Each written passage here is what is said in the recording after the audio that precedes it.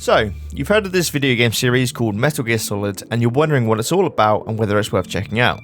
Well, in this video, I want to give you a bit of a rundown on what you can expect from the series and help you decide whether it's something you think you'd like to spend your time on.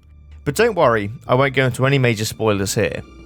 At its core, the Metal Gear Solid saga is a series of stealth games.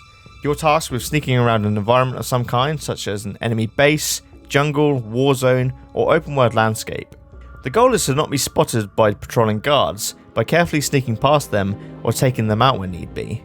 The gameplay can be both fun and challenging at times, with each sequel improving the mechanics and adding in new weapons and equipment, as well as deeper stealth elements too, like camouflage. In each game, the ultimate goal is to destroy a nuclear-armed bipedal tank known as a Metal Gear. Think of them as big mechs with an arsenal of weapons at their disposal.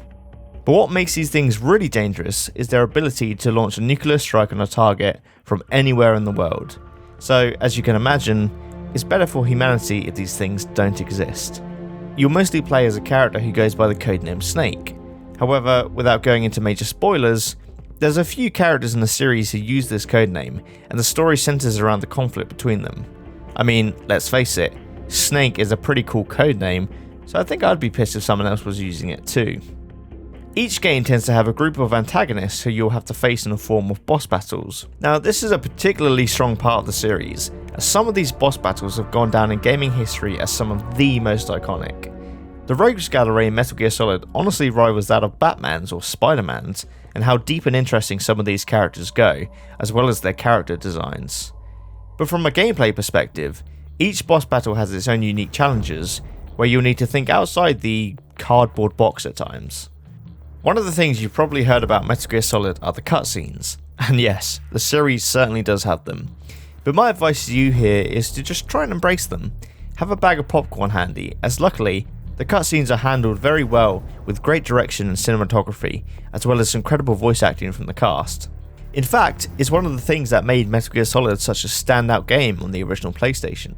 It opened the door for cinematic level storytelling in video games, which is now a staple of the video game medium with games like God of War 2018 or The Last of Us. You'll also be occasionally interrupted by codec calls in the game. These are calls with your support team, which while maybe aren't as exciting as the cutscenes, are still full of wonderful character development and great voice acting too.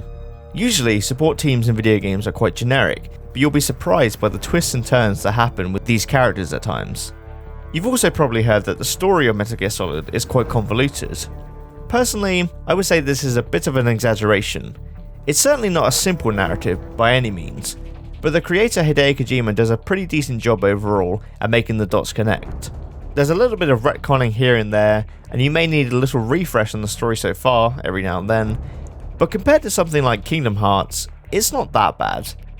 I mentioned earlier that the games revolve around a stealth mission to destroy a Metal Gear, but each game goes so much deeper than that with its themes.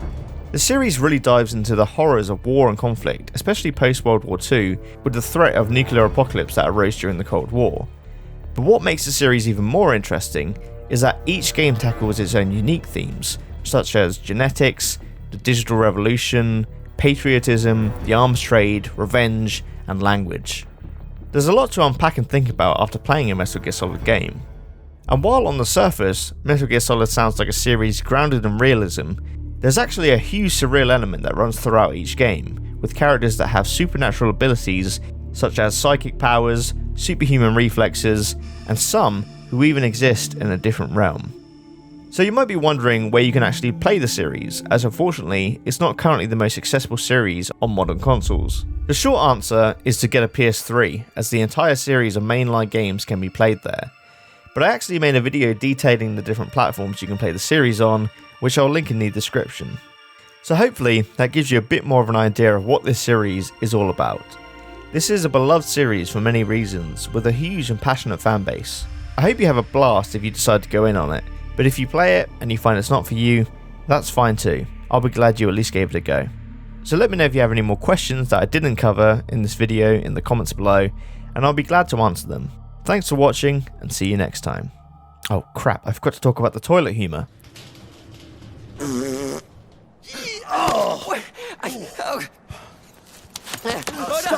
Stop right there!